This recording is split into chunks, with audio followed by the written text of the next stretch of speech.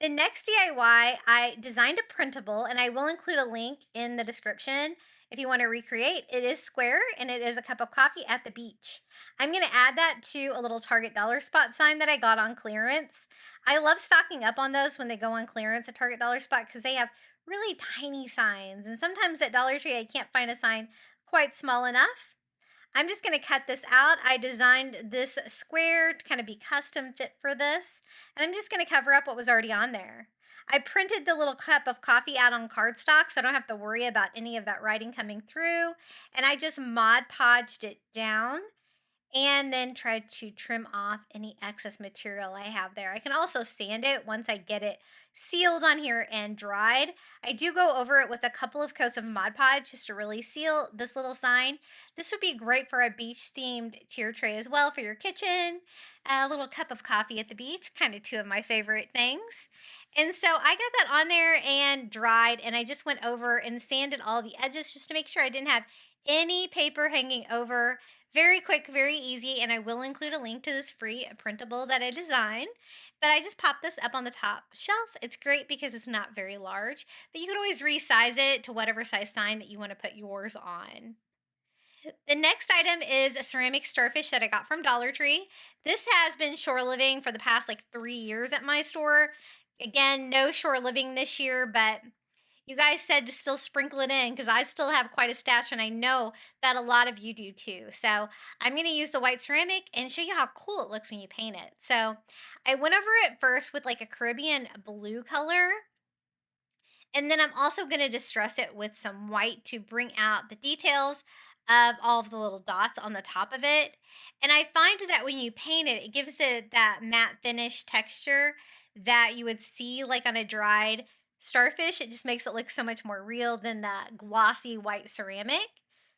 So it doesn't really matter if you have the white one or the blue one, since you're going to be painting it anyway. But this is how my little beachy blue starfish turned out. And I'm just going to lean it up against that coffee bar sign that we made there for the top shelf. The top shelf is almost full, but I decided I needed something by the little Adirondack chair. It was a little bare there. So I decided to make a little beach directional arrow sign. I'm just going to do it with popsicle sticks and a little dowel from the Dollar Tree and some of their little mini Jenga blocks. So I just cut it down and then cut one end to be pointy. That's how they normally are. They're not normally like just arrows or anything like that. They're just very simple. So I just cut a straight line and then I just cut a point, and I'm going to try to make them all the same size. And I want to paint them in the coastal colors that we've been using today. So I think I've been using velvet, teal, Caribbean blue, and turquoise. And so those are the colors that I'm going to do my little directional arrow signs. And of course, I'm going to do them with like real locations that are here around me in Florida. And of course, I'm going to have them pointing the right way, right? I have to. So first, I live in Vero Beach. So that's going to be the first one. I'm just using my fine tipped white Posca paint pen, and I'm just going to freehand it on there.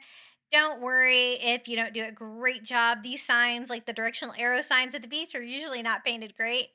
I'm going to do Key West, one of my favorite spots in Florida, and maybe Miami too, just because it is that direction too, and it's a big city. That's fun.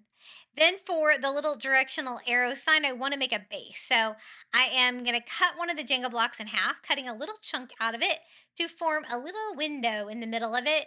So when I glue them together, there will be an opening here in the middle that I can add my dowel to, which is going to be the stand for the directional arrow. Very simple, but it's functional. I just glue that together, sandwiching the little pieces in between, and I went ahead and added my dowel already.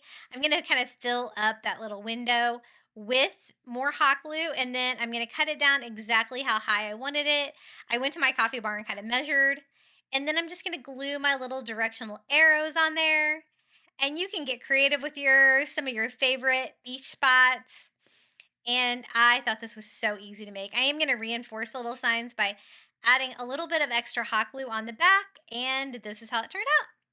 Our little custom directional arrow sign next to my little beach chair up there on the top.